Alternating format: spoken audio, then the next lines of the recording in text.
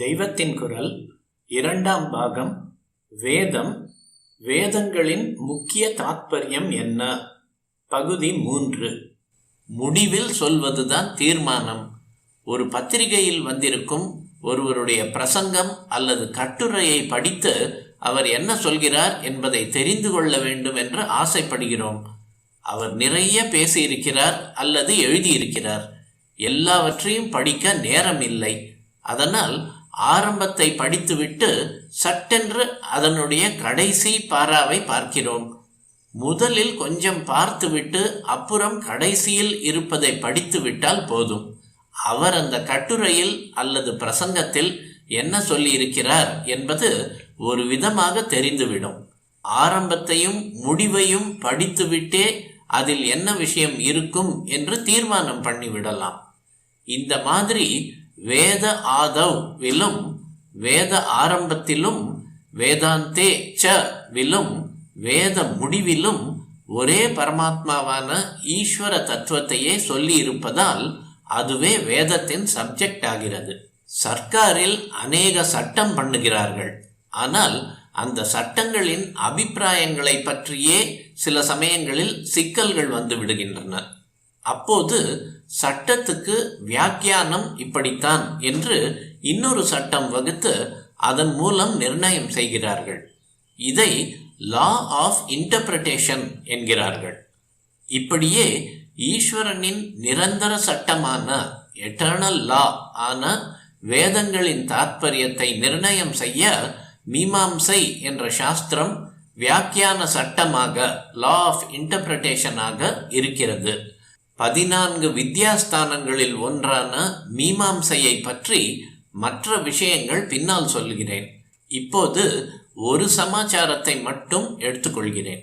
வேத வாக்கியம் ஒன்றுக்கு இன்னதுதான் அர்த்தம் என்று நிர்ணயம் பண்ணுவதற்கு மீமாம்சா சாஸ்திரத்தில் 6 வழிகள் சொல்லி இருக்கின்றன. அந்த 6 உபக்ரம உபசம்ஹாரோ அபியாசக அபூர்வதா பலம் அர்த்தவாத உபபத்தீச்ச லிங்கம் தாத்பரிய நிர்ணயே என்று சொல்லியிருக்கிறது. உபக்ரம உபசம்ஹாரம், அபியாசம், அபூர்வதா, பலம், அர்த்தவாதம், உபபத்தி என்பனவே இந்த 6. வேதம் மட்டுமின்றி எந்த ஒரு கட்டுரை அல்லது பிரவச்சனத்துக்கும் உத்தேசம் என்ன என்று கண்டுபிடிக்க இந்த 6ம் உதவி செய்கின்றன.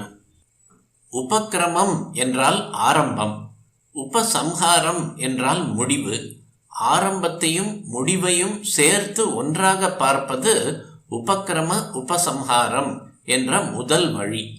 இரண்டும் ஒன்றையே சொல்வதாக இருந்தால் அதுவே தாத்பரியம் என்று நிர்ணயம் பண்ணிவிடலாம். அபியாசம் என்றால் திரும்ப திரும்ப சொல்லப்படுவது. திரும்ப திரும்ப தண்டால் போடுவதால் அதை தேகாபியாசம் என்கிறோம்.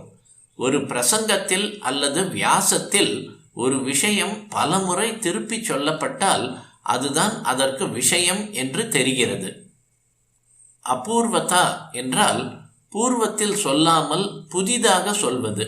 ஏற்கனவே சொன்னதை அல்லது எழுதினதை காட்டிலும் புதிதாக ஒரு விஷயத்தை கொடுத்தால் இதுவே தாத்பரியம் என்று தெரிகிறது. இப்படி செய்தால் இந்த பலன் கிடைக்கும் என்று சொன்னால் இப்படி செய்து இந்த பலனை அடை என்று சொல்வதாகவே ஆகும்.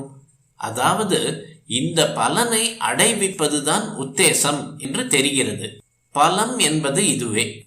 அநேக சமாச்சாரங்களை சொல்லி அவற்றை தழுவியதாக ஒரு கதை சொல்லி அதன் மூலம் ஒரு விஷயத்தை பெருமைப்படுத்தினால் பெருமைப்படுத்தப்படுகிற விஷயமே நமக்கு தாத்பரியம் என்று தெரிகிறது. இதுதான் அர்த்தவாதம் என்பது.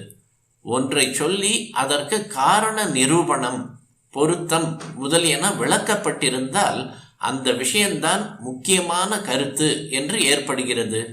இந்த முறைக்கு உபபத்தி என்று பெயர். இப்படித்தான் வேதத்தின் ஆரம்பத்தையும் முடிவையும் பார்த்துவிட்டு வந்த ஒருத்தர் என்னிடம் சொன்னார், வேதம் சொல்ல வந்த முக்கிய சமாச்சாரம் என்னவென்றால் ஃபயர் வர்ஷிப், அக்னி உபாசனை தான்.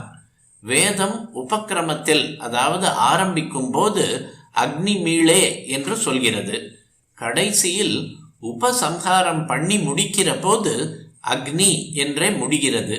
ஆரம்பம் முடிவு இரண்டும் அக்னிதான். ஆனபடியால் வேதத்தின் தாத்பரியம் ஜிஸ்ட், சாரம், ஃபயர் வர்ஷிப் தான் என்று அவர் சொன்னார். இதிலேயும் ஒரு உண்மை இருக்கிறது. அக்னி இருப்பது ஆத்ம சைத்தன்யம்தான், அறிவொளிதான். அறிகிறவனாகவும் அறியப்படுவதாகவும் அறிவாகவும் இருக்கிற ஒரே ஆத்ம சைத்தன்யம்தான் வேதத்தின் பரம தாத்பரியம். ஆனால் வார்த்தைப்படி லிட்ரலாக எடுத்துக்கொண்டு அக்னி உபாசனை தான் தாத்பரியம் என்றால் சரியில்லை. ஏதோ ஒரு தேவதா உபாசனை தான் பெரிசு என்று சொல்லாததுதான் வேதத்தின் பெருமை. எல்லா தேவதைகளாகவும் இருக்கிற ஆத்மாவையே பிரியமானதாக உபாசிக்க வேண்டும் என்றுதான் வேதம் பிருஹதாரண்யகம் 1.4.8 சொல்கிறது.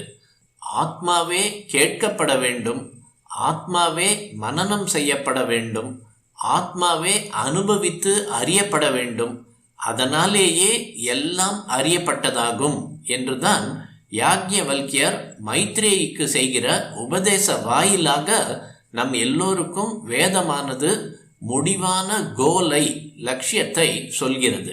கோல், குறிக்கோள் என்று ஒன்றை சொல்ல வேண்டுமானால் இப்போது நாம் இருக்கிற இடம் வேறு. இந்த ஆரம்பத்திலிருந்து நாம் அந்த முடிவான இடத்துக்கு போயாக வேண்டும் என்ற கருத்து அதில் தொக்கி நிற்கிறது. அத்தக என்று அதுவாக தூரத்தில் சுட்டிக்காட்டப்படுவது கோல். இதம் என்று இதுவாக இப்போது நாம் இருக்கிற நிலைதான் ஆரம்பஸ்தானம். இங்கே இருந்து அங்கே போயாக வேண்டும். ஆனால் வாஸ்தவத்தில் அந்த லட்சியம் அது இங்கே இது என்பதில் இல்லையா? இருக்கத்தான் செய்கிறது. எல்லாம் பிரம்மம்தான் என்று தெரிந்து கொள்கிற போது அது இது இரண்டுமே பிரம்மம்தான். அதாவது இரண்டுமே ஒன்றுதான். அது இது என்ற இரண்டு கூட இல்லவே இல்லை. இது என்று இப்போது நாம் சொல்வதே அது என்று இப்போது நினைக்கிற சத்திய வஸ்துவாக முடிவிலே ஆகிவிடுகிறது. அத்தக என்ற மாதிரியே தத் என்றும் பரமாத்மாவை சொல்வது வேதத்தின் வழக்கம். தத் என்றால் அது என்றே அர்த்தம். ஓம் தத் சத் என்று எந்த காரியத்தையும் முடிப்பதற்கு தத்தாக உள்ள அது ஒன்றே சத்தியம் என்று அர்த்தம். புருஷத்துவம், மகத்துவம், மகத்துவம் என்பது போல் பல வார்த்தைகளை முடிவில் துவம் சேர்த்து கொள்கிறோம். இங்கே துவம் என்பதற்கு தன்மை என்று பொருள். மகத்தின் தன்மை மகத்துவம், புருஷனின் தன்மை புருஷத்துவம். சரி, தத்துவம் தத்துவம் என்று சத்தியமான முடிவுகளை சொல்கிறோமே, இது எப்படி? தத்துவம் என்றால் தத்துவம், அதாவது தத்தினுடைய தன்மை என்று பொருள். தத்துவ விசாரம், தத்துவ உபதேசம் என்பவற்றிற்கு பிரம்மமான தத்தினுடைய தன்மையை விசாரிப்பது, தத்தினுடைய தன்மையை உபதேசம் செய்வது என்பதே பொருள்.